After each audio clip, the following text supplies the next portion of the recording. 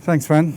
Yeah, as he said, I'm here from GE Energy Consulting, and I'm presenting on my behalf, and then want to recognize my colleague, Jim Geddes, who also worked on this project with me, although he's not here today. So who is GE Energy Consulting? We are a small consulting group within the broader GE. We're semi-independent in that we are trying to be a consulting group, general grid experts, OEM agnostic.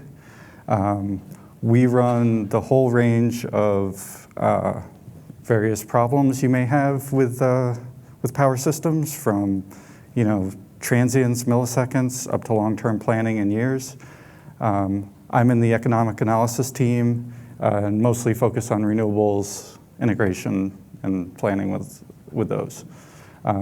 We also develop some software tools, PSLF being probably the biggest one that a lot of you here would use. So our study and assumptions, our objective is fairly simple. There's three ones that we have. Basically, we assume there's this existing pump storage hydro plant and it's advanced. And they're thinking about offering a new product of firm renewable energy, and they want to co-locate wind and solar at their site so they can do that. So they asked us to determine the optimal amounts of the wind and solar builds so that they could provide this energy, determine how firm it could be, and then finally determine the impacts that the pump storage has on actually firming that. So we're starting to see this more and more where different customers are wanting firm or renewable energy. And initially that was just, here's my annual load. I'll go out and contract with wind and solar and buy an equal number of megawatts to cover my annual load. But now we're seeing more and more they want to do that in real time. They want their load actually provided every hour by that energy. So firming at the individual level becomes more important in those cases. For our hydro, it's a 400 megawatt plant with 3 fully variable pump turbines. These are advanced turbines. You can pump and generate simultaneously from different ones. That gives them essentially full range of output from plus or minus 400 megawatts at any given time. And there's about a 1-minute turnaround time for each of the units, so it can switch from pump mode to gen mode and vice versa in about a minute, which is really quite quick for pump storage plants. Really, this plant has capabilities similar to battery storage we see today. It has 3.4 gigawatt hour reservoirs, which is about 8.5 hours of storage. And then it does have a 2-week outage each year, which we include in the model. So our wind and solar resources, for this site, it's Rocky Mountains in the US. Wind is a better resource for this particular site and has about a 45% annual capacity factor. Our solar has about 18% annual capacity factor, and there's quite a bit of variation between winter and summer months in terms of its output. And interestingly, our wind is fairly flat throughout most of the day, which is somewhat unusual for land-based wind resources. We don't have a large diurnal pattern that pops up. So here's kind of a simple model of our system overview. On one side, we've got the wind, the pump storage, and our solar. We have a 1050 transmission line to connect to the rest of the grid, where we provide our firm energy, our firm load, and then any additional, we can do market sales. So for our methodology, we're using the Plexos LT model, which allows us to do the capacity expansion. But we did it with only a 1-year horizon, and that enabled us to use the full 8760 resolution. So we aren't losing any resolution. We're fully optimizing the year.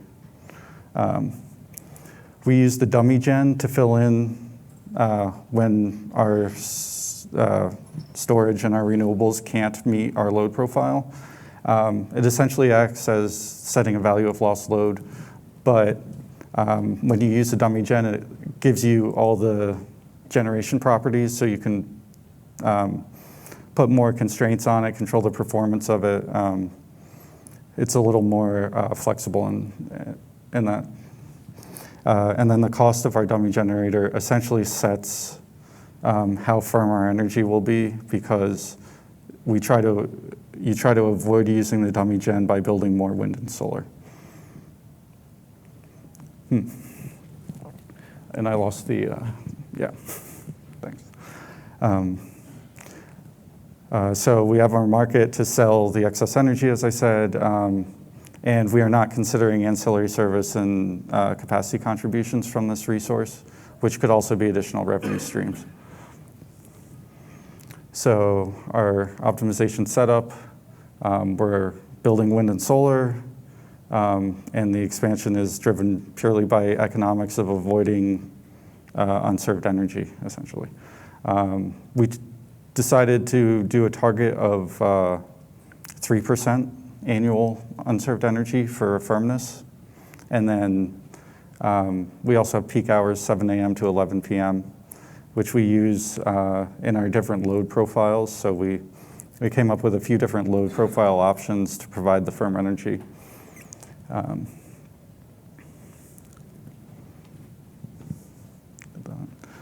And these are our different load profiles. On the left, we have 3 days worth of the load profiles. So we have the blue line is our 100% firm, so 365 days of the year. We want a constant output at that particular load level. The red line is peak only. So during those peak hours, we're at whatever load level we set. And then off-peak hours, we don't need any energy from it. And then we have the green line, which is 100%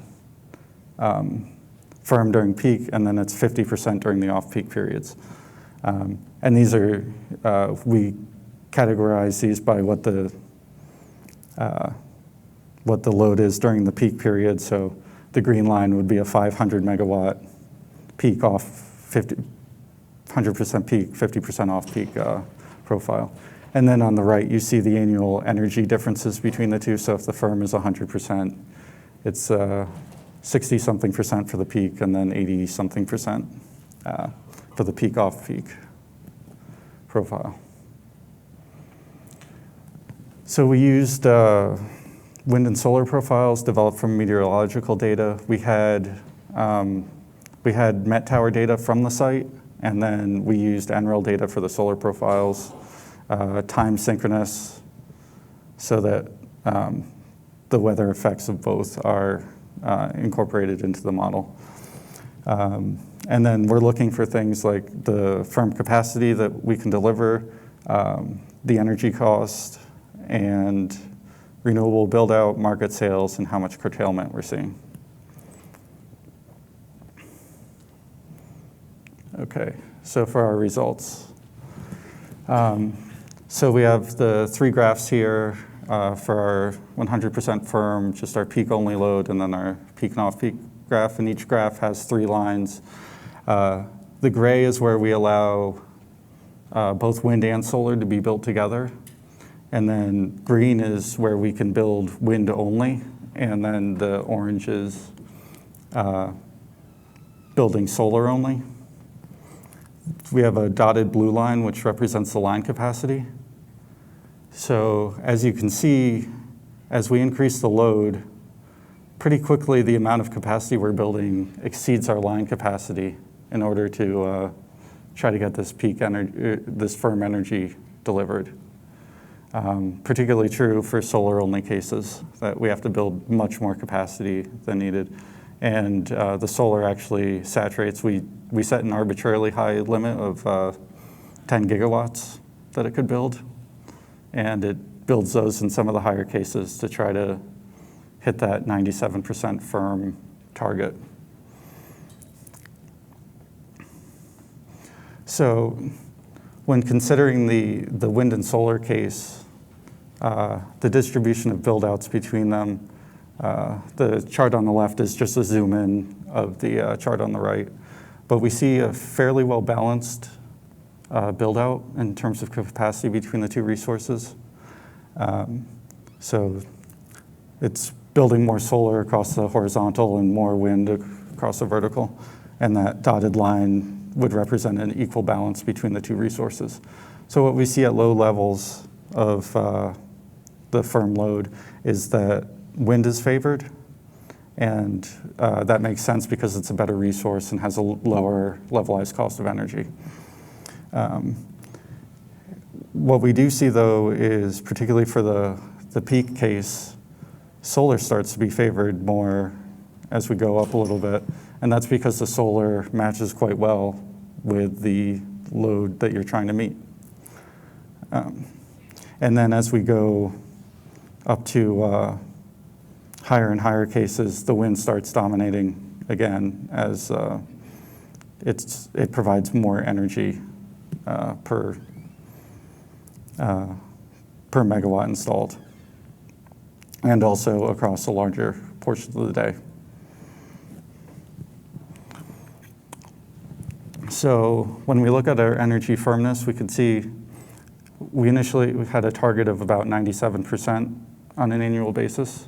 And looking at the different load levels, again, the gray lines at the top were able to be right near that 97%, up to about 350, 400 megawatts, so almost the same size as our pump storage plant. But if we just had solar, we can see that our firmness drops quite a bit, particularly at the higher ones. So you're unable to hit your targets, even though you're building 10 gigawatts at the highest amount. So we see quite a range. There's a lot of benefits to having the wind and solar work together. Also, we see that we're also able to calibrate our firmness based on our costs of the lost load. So if we lower the cost, we'll lower the firmness achieved at all levels. So our cost of firm energy.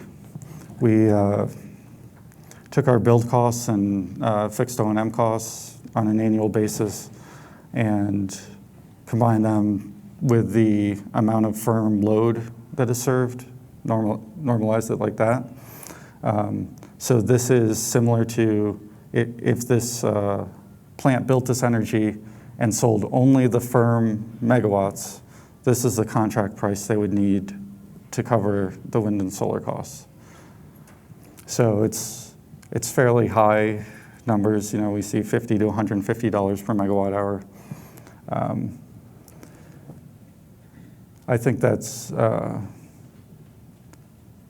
it's somewhat, particularly with what we normally see for non-firm renewable prices, it's quite a bit higher than that. But we can remember that there's also additional market sales that could provide revenue, so you don't necessarily need to get these prices. And this is how our market sales look in terms of our firm load. So there's extra energy, and actually pretty quickly, most of the lines go over 100% of our firm load, so about 150 megawatt of firm load. Pretty much all our lines were able to deliver more to the market than we need for our firm load, which is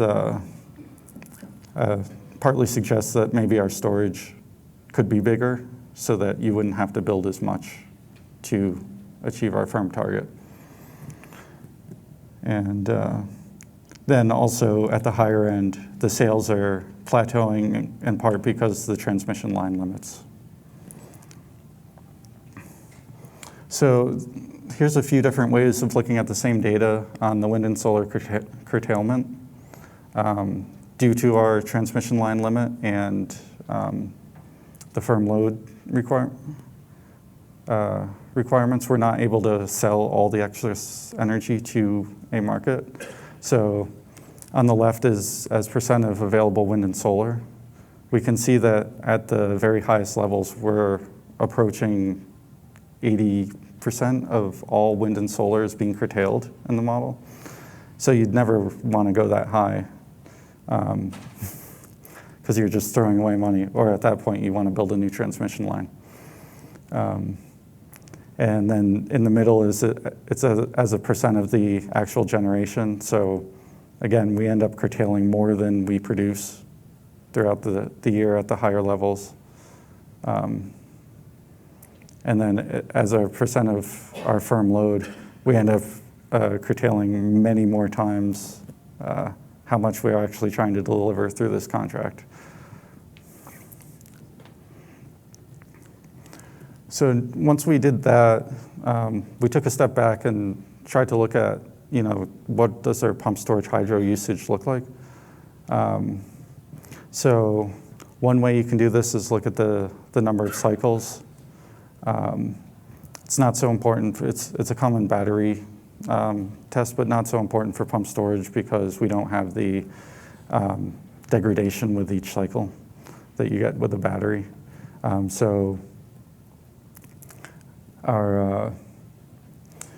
it's still a handy guide to see what our pump storage is doing. Each cycle is one full charge and discharge of the reservoir, although it doesn't have to happen continuously. It's just that amount of energy has moved through it. One of the things we have for this system is our need to store the energy over multiple hours will limit our cycling. And in some respects, your storage is being fully utilized, even though it's not generating or pumping at that same time, because you're holding that energy for later.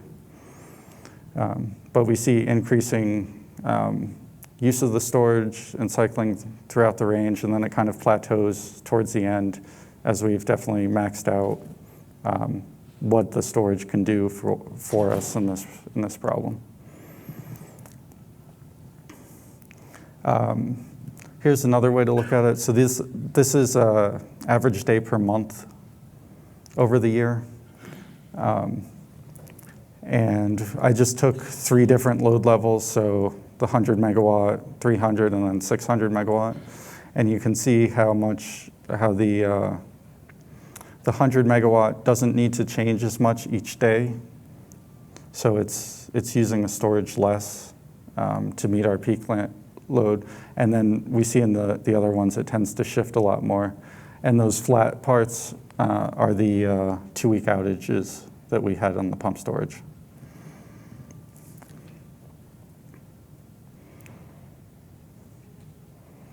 Okay, and then another thing we wanted to do for the pump storage hydro value is take a look at a sensitivity where we take that out of the system and try to build wind and solar again to meet our firm profiles, but without the pump storage resource to help balance that. So basically the same model setup. One thing I should say is, Plexos makes this really easy to just take out a unit. Makes it really easy. We were able to, use the stochastic variables to run all the loads in one model. We also played around with various prices and other factors for this, although I'm not presenting a lot of that. So this is just for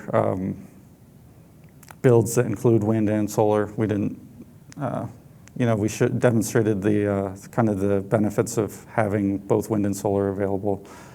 So we didn't recommend pursuing one or the other. So we continued on just looking at where both were available. And we see if we, on the left, if we take out the pump storage, we build 1.5 to 4 times more capacity than when we had the pumped storage to try to meet our same firm loads.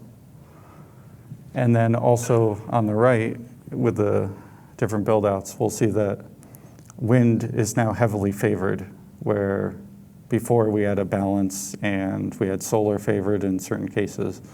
But we need the wind now because that generates throughout the day, and we have no solar at night. So our firmness level drops quite a bit also. So we're building 1.5 to 4 times more resource, but yet our firmness has dropped from our 97% target to 88 to 93%. We're just not able to get those higher firmness values because we don't have that ability to shift the energy targets. And then finally, our energy cost. We see that the energy cost goes up by a factor of about 4 from the lower end, and then it's a bit less at the higher end, but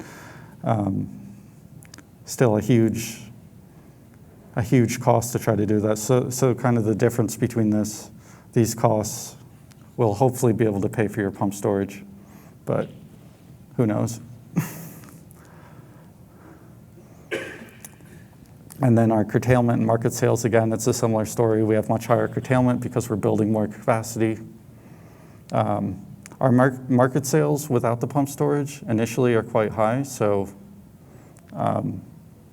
you could potentially make more money there. But again, they drop quickly because of the lack of additional transmission capacity as you go to higher and higher levels of firm energy.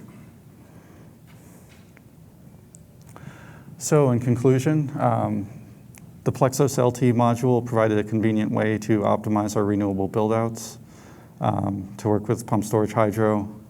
The pump storage and renewables together was a good solution to provide this firm renewable energy. The storage enabled more of this firm energy with less installed capacity.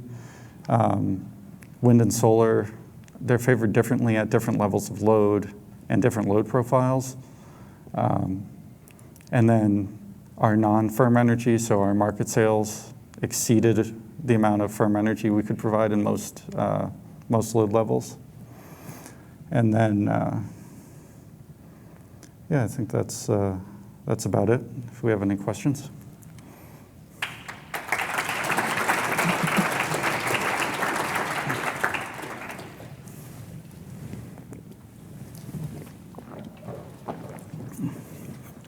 We do have a few. That's all right. Yep. All right. Thank you, Phil. A few questions. One is if you compared the dollars per firm megawatt hours to the other technologies, such as high capacity factor gas or peaking units? We didn't. This was a kind of specific question targeted at this plant. So, and this plant is, I can't say which one it is, but it was on one of those maps yesterday where they were showing pump storage in the U.S. So we didn't really compare those costs. And we also didn't, one of the other things is we didn't try to value what those market sales could be. We would need some sort of further model to come up with those price forecasts and everything. Okay, makes sense. Could you maybe speak just a little bit about the assumptions around cycle efficiency in the pump storage hydro unit?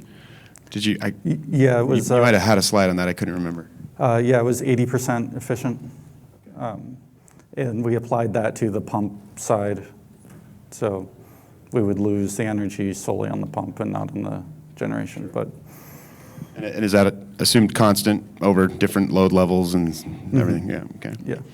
Is there a sweet spot in the ratio between, for example, peak solar and firm wind? In anything you looked at? Between peak solar, I don't understand. maybe if, Do you want to elaborate on that? Maybe there was some relationship between the degree to which, maybe there's if you thought about solar build on one axis, thought about wind build on another axis, the system might be able to absorb ratios of with greater efficiency than maybe thinking of wind. Did you look at that at all? Like the combined effects? Yeah. Yeah, we did. That was one of the things that, and the amount of play between those varies.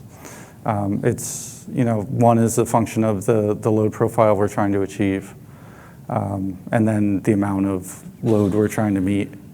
I'd say the load profile has a bigger impact on where that balance should be. One other question was regarding the long-term costs of pump storage hydro.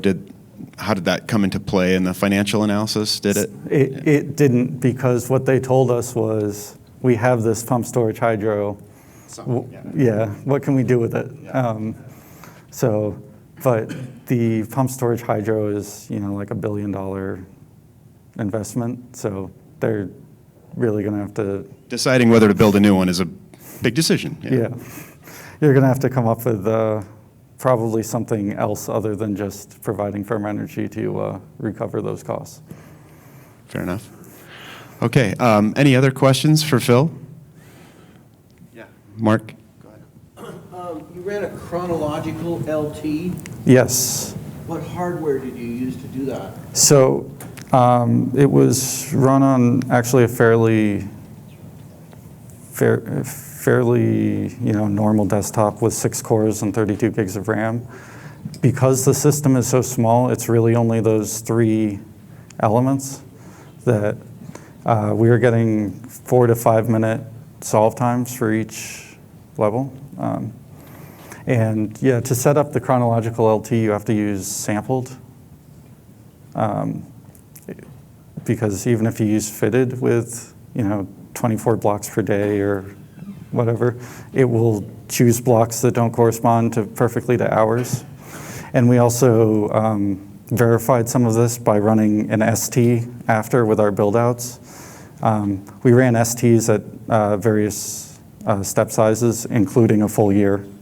And we got the exact same results in terms of dispatch and generation from the ST and the LT. All right, let's give a hand to Phil. Thank you, Phil. Yeah, thanks. Appreciate it.